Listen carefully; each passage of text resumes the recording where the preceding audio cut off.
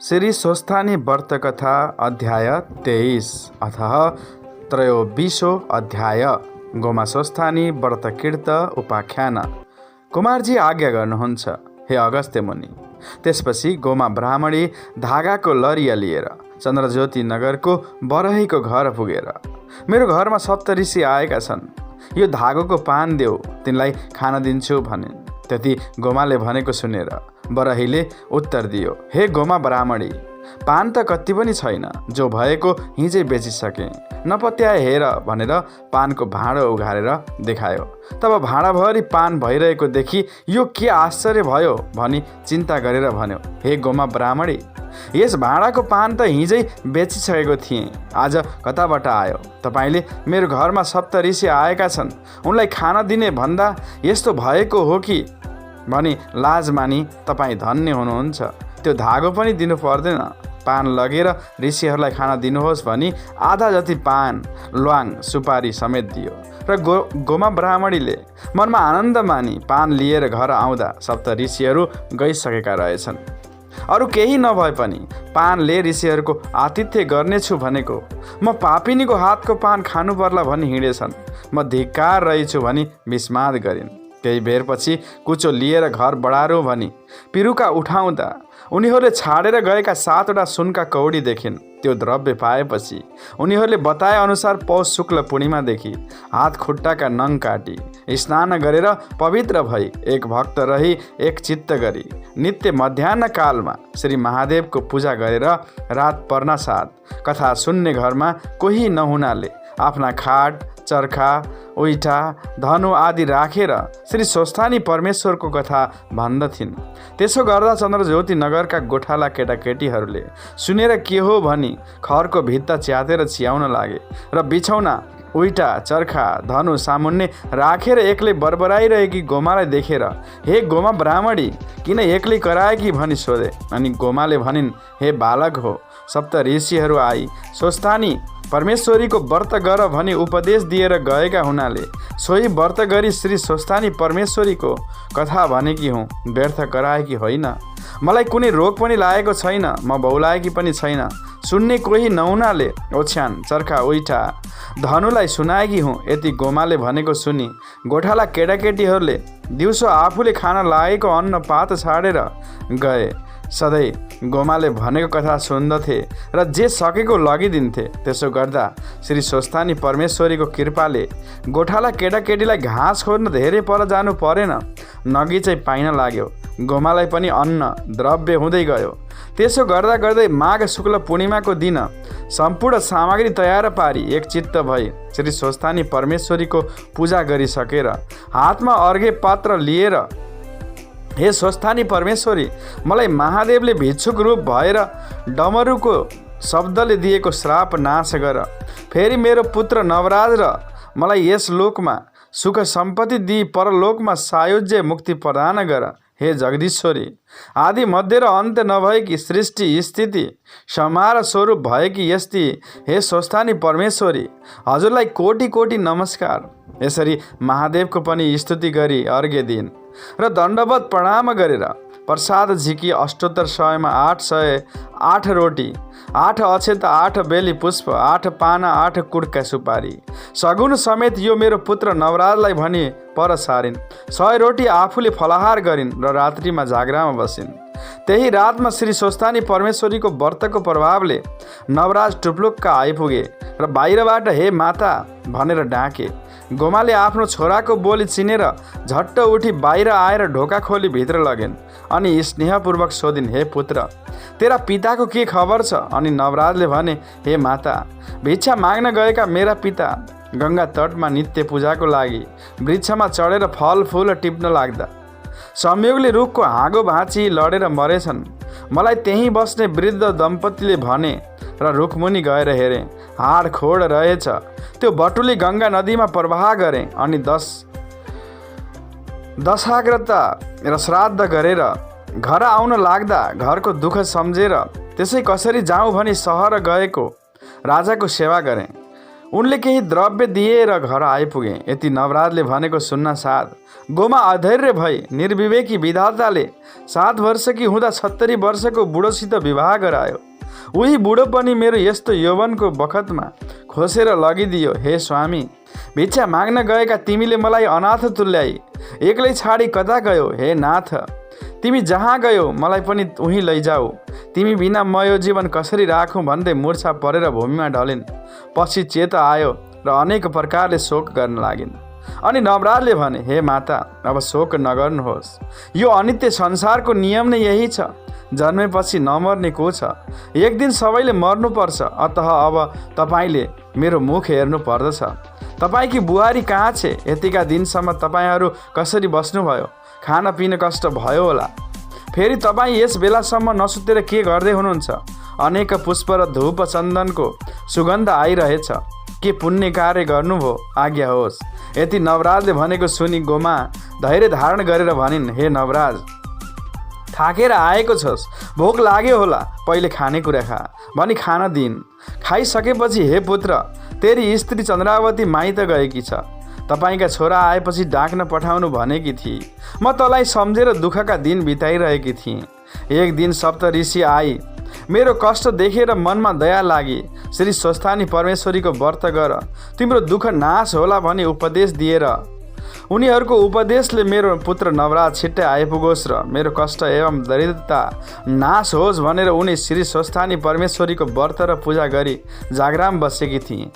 मेरो मनोरथ पूर्ण भयो। अब तँलाई पनि उनको महिमा सुनाउँछु। एक चित्त भएर सुन। यस लोकमा सुख सम्पत्ति पाए अन्त्यमा मुक्ति समेत मिल्नेछ भनी सम्पूर्ण कथा विस्तारले सुनाइन्।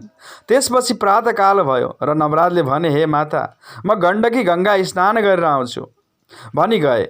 अनि गण्डकी गङ्गामा स्नान गरिसकी हरिहरको पूजा गरी स्तुति गर्दा गोमा ब्राह्मणीको व्रतको प्रभावले गण्डकी गङ्गाबाट हरिहर प्रकट भई, हे नवराज, तेरी माताले गरेको स्वस्थानी परमेश्वरीका व्रतका प्रभावले हामी प्रसन्न भयौँ। वरदान ल्याऊ।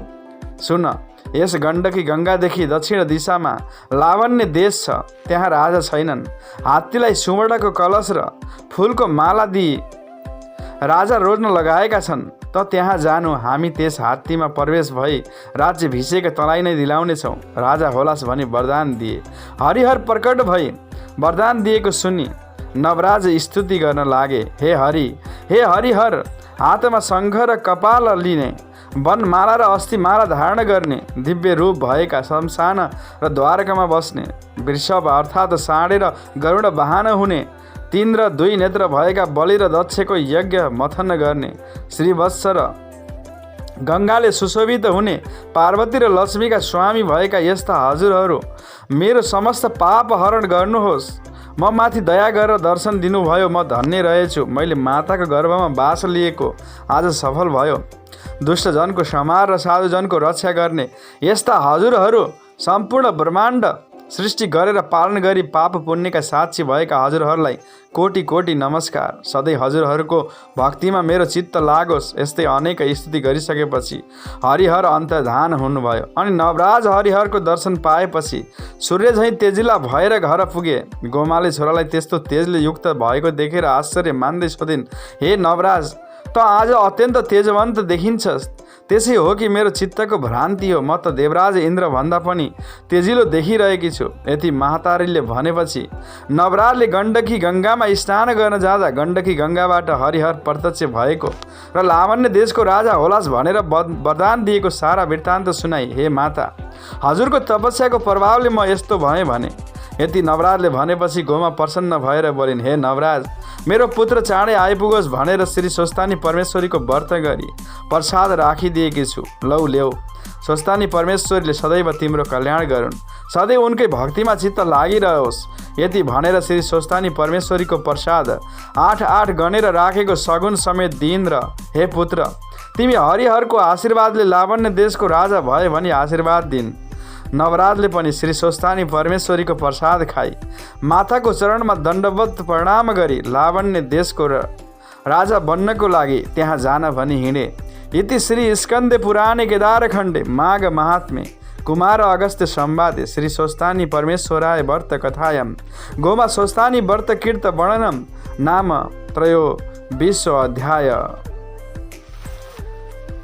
श्री स्वस्तानी व्रत कथा अध्याय 24 अथः 24 अध्याय। नवराज ब्राह्मण निमन्त्रण उपाख्यान। कुमारजी आज्ञा गर्नुहुन्छ हे अगस्त्य मुनि।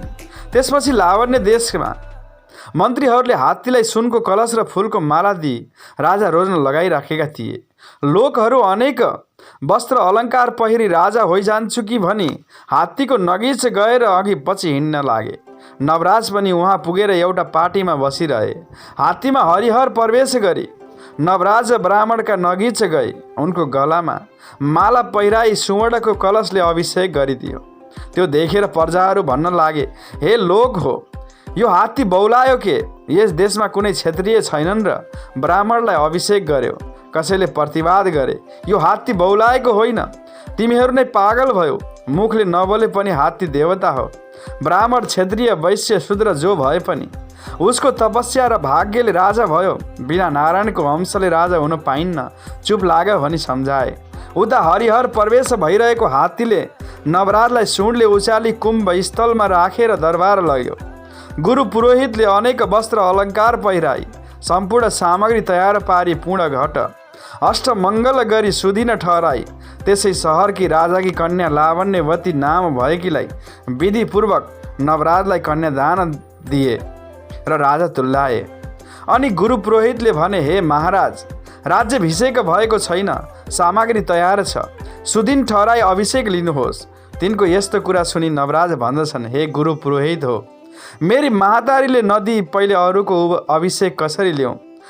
चन्द्रज्योति नगरको बाहिर एउटा खरको घर छ, त्यहाँ गोमा नामकी ब्राह्मणी छन्, ती मेरी महातारी हुन्, तिनलाई चाँडै लिन पठाओ। यति नवराजले भनेपछि मन्त्रीले मै जान्छु भनी वस्त्रालङ्कार पालकी र केही सेना समेत लिई चन्द्रज्योति नगरमा गए र त्यहाँ गोमालाई भेटी।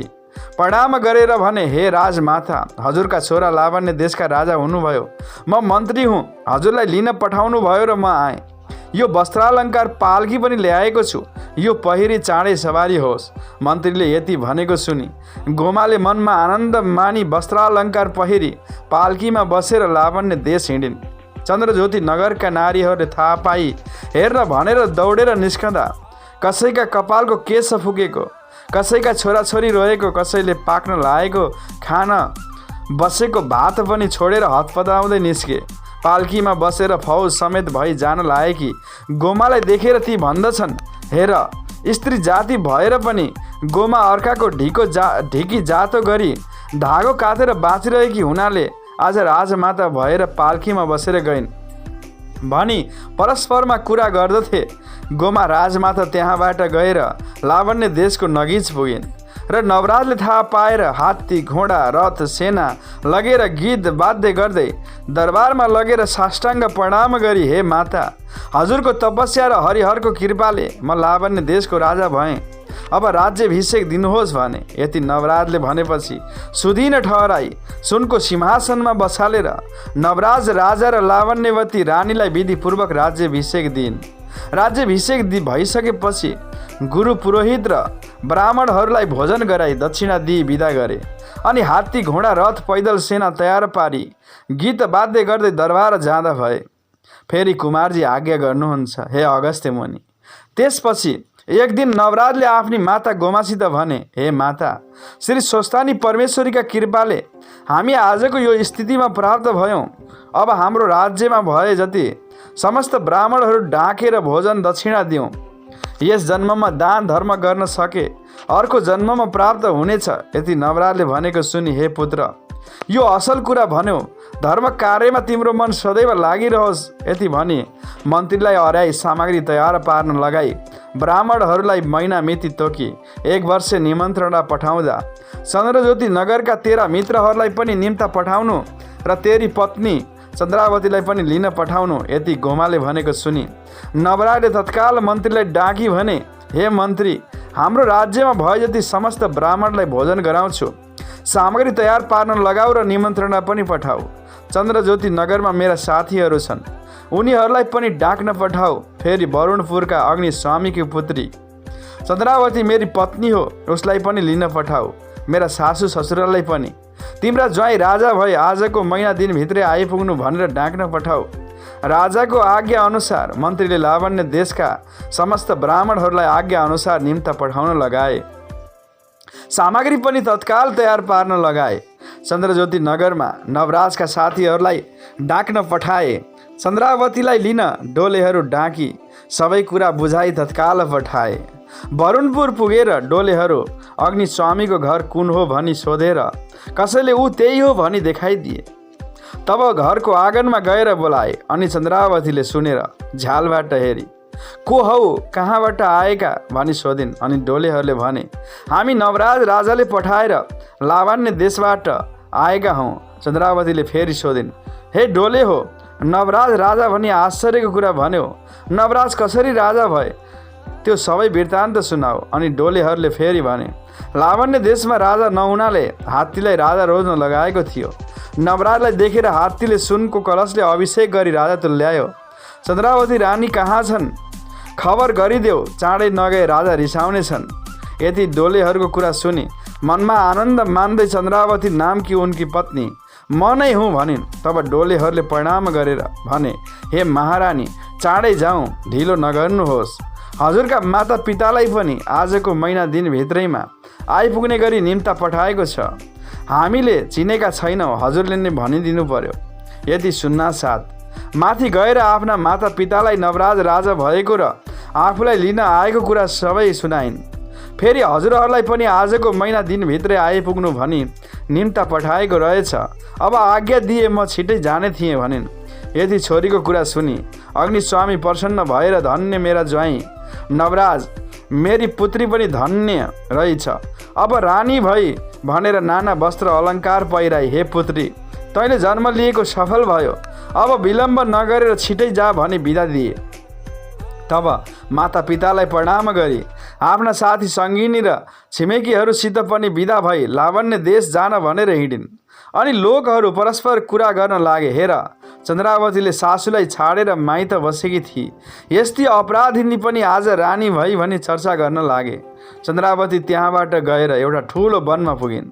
कस्तो वन भने मृग आदि पशुहरू स्त्री पुरुष भई शीतल स्थानमा विश्राम गरिरहेका, कहीँ राजहंस दि पक्षीहरू सरोवरमा खेलिरहेका, गुराँस पलास आदि वृक्षका पुष्पले शोभायमान एवं मधुकर भ्रमर कोकिल मयूर आदिका शब्दले गुन्जायमान यस्तो वनमा पुग्दा परैबाट कोही अप्सराहरूले श्री स्वस्थानी परमेश्वरीको व्रत गरिरहेको देखेर डोलेहरूले हे महारानी, हामीलाई भोक लाग्यो, त्यहाँ पर केही पाए खाएर आउँछौँ, हजुर एकछिन यही विश्राम गर्नुहोस् भनेर पधार्नीले डोली अड्याई चन्द्रावतीलाई त्यहीँ छोडेर त्यो पर के रहेछ भनी हेर्न गए र अप्सराहरूका नगिच पुगेर तिमीहरू को हौ, कहाँबाट आयो, कुन देवताको पूजन गरेको भनेर सोधे।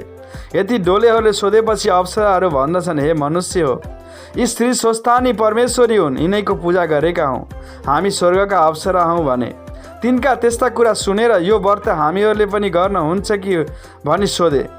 त अप्सराहरूले हुन्छ भनेपछि भारवाहकहरूले मनमा हर्ष मानी हामीसित सामग्री केही पनि छैन, हजुरहरूको संसर्गमा पूजा गराउनुहोस् भने।